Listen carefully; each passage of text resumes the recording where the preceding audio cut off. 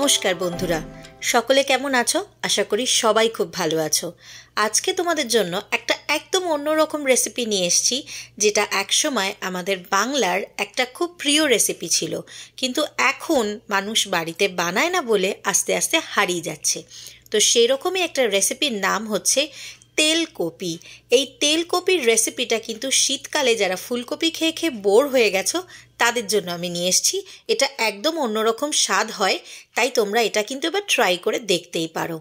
দেখো, আমি প্রথমেই ফুলকপিগুলোকে এইভাবে বড় বড় ডুমো ডুমো পিস করে কেটে নিয়েছি আর সেটাকে ধুয়ে পরিষ্কার করে নিয়েছি। এবার আমি এর মধ্যে ঢেলে দিলাম প্রায় 1 লিটার সমান গরম জল, আর সঙ্গে দিয়ে দিলাম সামান্য একটুখানি নুন, যাতে কপির ভেতরে যদি কোনো পোকা থাকে বা কোনো জার্মস থাকে সেটা মরে যায়। আমি এখানে 3টে মিডিয়াম সাইজের কপি নিয়েছি, দিয়ে দিলাম ছোট চামচের 1.5 চামচ মতো নুন, তাতে এর ভেতরে থাকা জার্মসগুলো কিন্তু মরে যাবে। এবার দেখো, আমি একটু চামচ দিয়ে প্রেস করে করে কপিগুলোকে জলের ভেতরে ডুবিয়ে দিলাম আর ঢাকা দিয়ে রেখে দেবো 5 থেকে 7 মিনিটের জন্য। 5 থেকে 7 মিনিট পরে আমি জলটাকে ফেলে দেব, দিয়ে কপিটাকে আলাদা করে নেব। দেখো, কপিগুলো আমি আলাদা করে সরিয়ে নিয়েছি। এখানেই কিন্তু কপিটা কিছুটা সফট হয়ে গেছে। এবার এটা যেহেতু বাংলার একটা লস্ট রেসিপির মধ্যে পড়ে, তাই সর্ষের তেলটা অতি আবশ্যক। আমি কড়াই সেই জন্য ঢেলে নিলাম সর্ষের তেল। এই সর্ষের তেলটা ঢালার পরে তেলটা একটু গরম করে নিয়ে আমি কপিগুলোকে ভেজে নেব।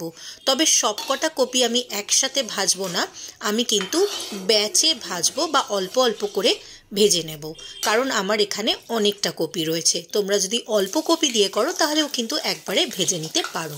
তো দেখো, আমি অল্প অল্প করে কপিগুলো ছেড়ে দিচ্ছি কড়ার মধ্যে। তেলটা কিন্তু ভালোভাবে গরম করার পরেই কপিটা ছাড়বে। এবার দেখো, আমি এর মধ্যে দিয়ে দিলাম একটুখানি নুনটা দিলাম যাতে কপিটা সফট হয়ে যায়, আর তার সাথে দিয়ে দিলাম হলুদ, যাতে কপির মধ্যে একটা সুন্দর কালার এসে যায়। দেওয়ার পরে কিন্তু আমি কপিগুলো ভালোভাবে উল্টে পাল্টে একটু ভেজে নেব। তো তোমাদেরকেও কিন্তু কপিগুলো এইভাবেই ভেজে নিতে হবে। এই রেসিপিটা পুরোটা দেখো, স্কিপ না করে। আমি কথা দিচ্ছি, যারা একই রকম কপির তরকারি খেয়ে খেয়ে বোর হয়ে গেছো তাদের এইভাবে কপিটা রান্না করে খেলে সত্যিই খুব ভালো লাগবে, কারণ এটা একটা একদম ইউনিক রেসিপি। তো দেখো, আমার কপিগুলো কিন্তু ভাজা হয়ে গেছে তোমাদের সাথে কথা বলতে বলতে। এবার আমি তেল ঝরিয়ে কপিগুলোকে একটা পাত্রে তুলে নেব। তো আমার কপিগুলো আস্তে আস্তে আমি তুলে নিচ্ছি।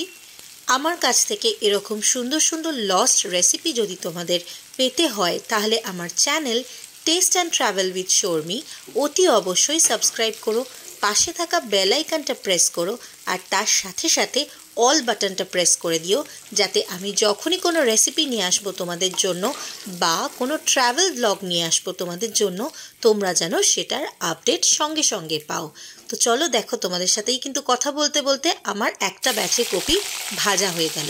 এবার আমি কপির নেক্সট ব্যাচটা ভাজতে দিলাম। তো এইভাবেই কিন্তু কপিটাকে আমায় ভেজে নিতে হবে। তো আমি দেখো কপিগুলো ভেজে নিচ্ছি, তোমাদেরকে আমি আরেকটু ভাজা হওয়ার পরে দেখাচ্ছি। দেখো, ভাজা হয়ে গেছে অল্প। আমি এইভাবেই নাড়াচাড়া করে কিন্তু কপিগুলোকে ভেজে নেব। একটু খেয়াল রাখতে হবে কপিগুলো যেন অতিরিক্ত ভাজা না হয়ে যায়, পোড়া পোড়া দাগ না এসে যায়, অথবা খুব কাঁচাও যেন রয়ে না যায়। দেখো, কপিগুলো জল মরে যাবে আর এরকমভাবে কিন্তু ভাজা হয়ে যাবে। তো একটু ব্রাউনিশ কালার ধরলেই আমি কপিগুলোকে তেল থেকে তুলে নিচ্ছি। তো আমার কপি ভাজা কিন্তু অলমোস্ট রেডি। এরপরে খুব সামান্য কিছু মশলাপাতি দিয়ে এই রান্নাটা হয়। একটা সময় ছিল যখন মহিলাদের জীবন ভীষণ কঠিন ছিল, বিশেষ করে যারা বৈধব্য পালন করতেন তাদের জীবন ভীষণই দুর্বিষহ ছিল। সারাদিনে একবার খাবার খেতে পারতেন, আর মাছ মাংস পেঁয়াজ রসুন তো ছুঁতেই পারতেন না। তাই তাদেরই আবিষ্কার এরকম একটা রেসিপি। দেখো, আমি কড়াই কিন্তু তোমাদের সাথে কথা বলতে বলতে দিয়ে দিলাম 2টো তেজপাতা, 2টো শুকনো লঙ্কা, 2টো লবঙ্গ আর একটা ছোট এলাচ ফাটিয়ে। এটা দেওয়ার পরেই এর মধ্যে আমি দিয়ে দেব ছোট চামচের 2 চামচ জিরে, গোটা জিরে, যেটা আমি ফোড়নে দিলাম। এই ফোড়নটা দেওয়ার পর ফোড়নটা একটুখানি ভাজা ভাজা হলে তার মধ্যেই আমি দিয়ে দেব টমেটোটা দিয়ে আমি একটু নাড়াচাড়া করতে থাকবো, যাতে টমেটোটা তাড়াতাড়ি সফট হয়ে যায়। আর তোমরা জানোই আমি টমেটো সফট করার জন্য কিন্তু তার মধ্যে একটু নুনও দিয়ে দিই। আচ্ছা, দিয়ে দিলাম এখানে 2-3টে কাঁচা লঙ্কা চিড়ে। তোমরা চাইলে কিন্তু এই কাঁচা লঙ্কাটা স্কিপ করতে পারো। এবার দেখো, আমি ঢেলে দিলাম একটুখানি জল, দিয়ে দিলাম সামান্য একটুখানি হলুদ, আমি এখানে প্রায় হাফ কাপ মতো জল দিয়েছি, তার সাথে দিয়ে দিয়েছি 1 চা চামচ হলুদ, ছোটো চামচের 1 চা চামচ লঙ্কা গুঁড়ো, ছোটো চামচের 1 চা চামচ কাশ্মীরি লঙ্কার গুঁড়ো, ছোটো চামচের 1 চা চামচ জিরে গুঁড়ো। তো এই সবকটা মশলা আমি দেওয়ার পরে এর মধ্যে দিয়ে দিলাম ছোটো চামচের 1.5 চা চামচ আদা বাটা। তো তোমরা কিন্তু আদা বাটাটা অতি অবশ্যই দেবে, ওটা কিন্তু স্কিপ করো না। তো প্রত্যেকটা মশলাই এখানে কিন্তু দেখলে একদম আমাদের ঘরে থাকে, কোনো আলাদা করে কোনো মশলা আনার প্রয়োজন পড়বে না। তো এটা দেওয়ার পরে আমি দিয়ে দিলাম এর মধ্যে নুন, যেটা তোমাদের বলছিলাম যে নুন দিলে কিন্তু টমেটোটা তাড়াতাড়ি সফট হয়ে যায়।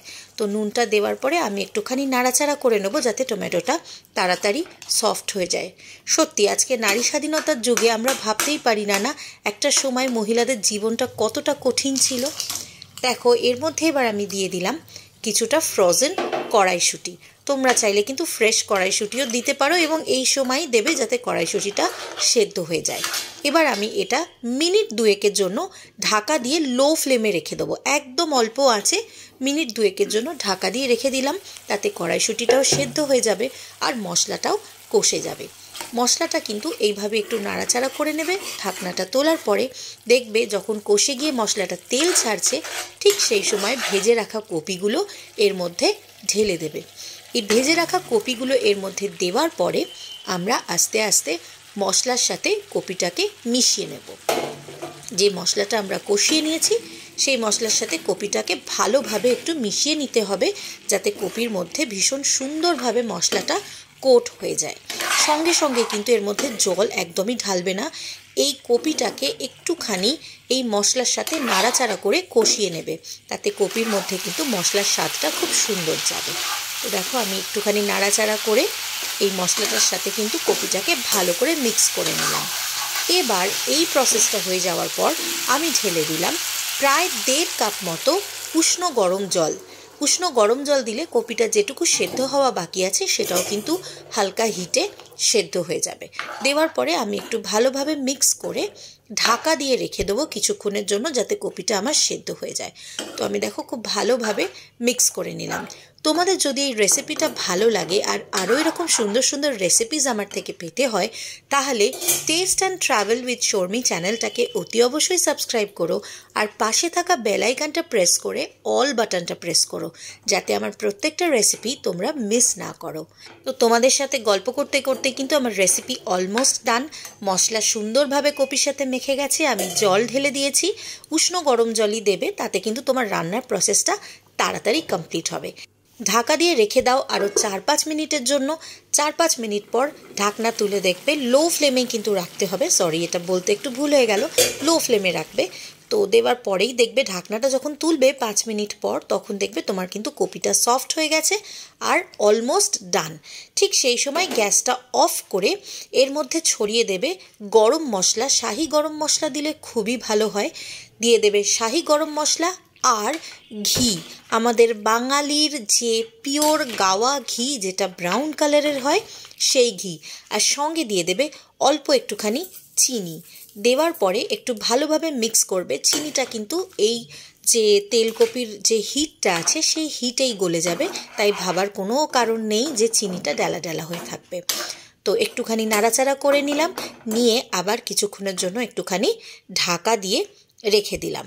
কিছুক্ষণ এইভাবে ঢাকা দিয়ে রাখার পর একটা স্ট্যান্ডিং টাইম রান্নাকে সবসময় দিতে হয়, তাতে তার মধ্যে ফ্লেভারটা কিন্তু খুব ভালো ছড়ায়। সেই জন্যে ঢাকা দিয়ে রেখে দিয়েছিলাম। এবার দেখো আমি যে পাত্রে সার্ভ করব সেই পাত্রে আমি ঢেলে নিলাম। এবার এটা কমপ্লিটলি অপশনাল, আমি একটুখানি ছড়িয়ে দিলাম ধনেপাতা, যেহেতু এখন ধনেপাতার সিজন, তাই একটুখানি ধনেপাতা গার্নিশিংয়ের জন্য ছড়িয়ে দিলাম। তোমরা চাইলে কিন্তু ধনেপাতার প্রসেসটা স্কিপ করতে পারো। এই রেসিপিটা ভাত, রুটি, পরোটা বা যে কোনো ধরনের রাইস, নিরামিষ যে ফ্রাইড রাইস বা জিরা রাইস যেগুলো তোমরা বাড়িতে বানাও, তার সাথেও কিন্তু খেয়ে দেখতে পারো। আমি কথা দিচ্ছি রেসিপিটা কিন্তু তোমাদের নিরাশ করবে না। আর এরকম সুন্দর রেসিপি পেতে হলে কিন্তু আমার সঙ্গে তোমাদেরকে থাকতেই হবে। ভালো লাগলে একটা কমেন্ট করো, লাইক করো আর শেয়ার করো। সকলে ভালো থেকো, টাটা।